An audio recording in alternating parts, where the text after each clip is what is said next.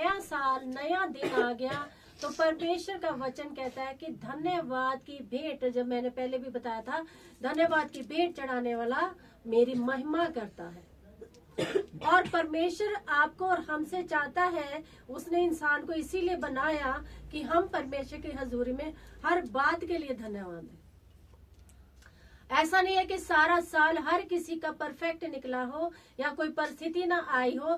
परिस्थितियां हर एक के जीवन में आती है, क्योंकि हम मुर्दा नहीं है, हम इंसान है। और इंसान धरती पे रहते हुए ही सुख दुख अमीरी गरीबी सबका सामना करता है, क्योंकि प्रभु यीशु का वचन कहता है कि वो भी सुख दुख भोगा हुआ था। उसने भी ये सारी परिस्थितियों को देखा है।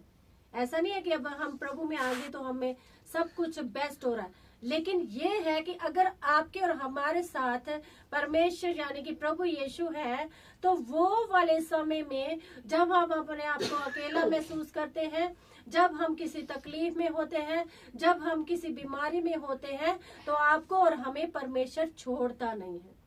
आपके और हमारे साथ परमेश्वर ज्यादा नजदीक रहता है और वो हर परिस्थिति से आपको और हमें स्मूथली निकालने की परिस्थिति रखता है। हालेलुया। मतलब परिस्थिति आती है लेकिन वो आसानी से अपने लोगों को निकाल देता है।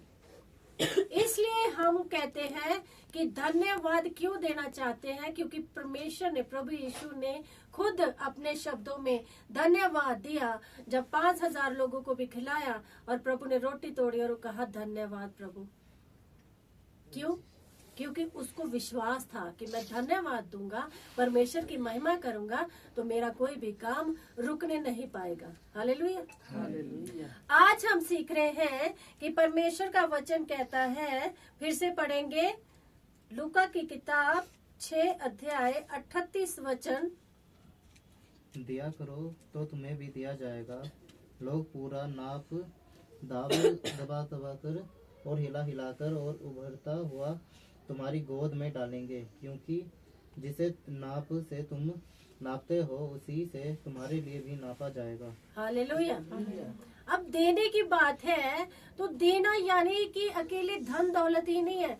देना यानी कि परमेश्वर को देना, उसके कामों के लिए देना, उसको समय देना। समय का भी दशवांश परमेश्वर आपसे और हमसे मांगता है। और परमेश्वर के दास के द्वारा हमने ये भी सुना कि मतलब हमें देना है, किस लिए? परमेश्वर के कामों के लिए। अगर हम देते हैं अपने समय को, देते हैं अपनी किसी काम की सेवा के लिए, देते हैं परमेश्वर के कामों के लिए, तो वचन कहता है जिस नाप से तुम देते हो दबा दबा के तुम्हें भी दिया जाएगा। ऐसा नहीं हो सकता कि तुम परमेश्वर के लिए दबा के समय दे रहे हो, तुम परमेश्वर के लिए दबा के सेवा कर रहे हो, तुम परमेश्वर के लिए खुलेआम उसका काम कर रहे हो, उसके कामों के लिए बो रहे हो और वो आपको घटी रखे। जो खुद भरा होगा उससे खुद ही उछल उछल के दूसरों को भी जाएगा। हालेलुया। इसलिए परमेश्वर का वचन कहता है कि दिया करो तुम्हें भी दिया जाएगा, जिस नाप से तुम नापोगे। और इसमें मैंने बताया कि इस नाप में अगर आप अपने समय को ज्यादा देते हो परमेश्वर को, तो परमेश्वर वहां भी आपको घटी नहीं रखेगा।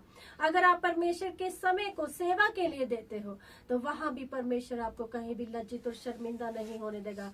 अगर आप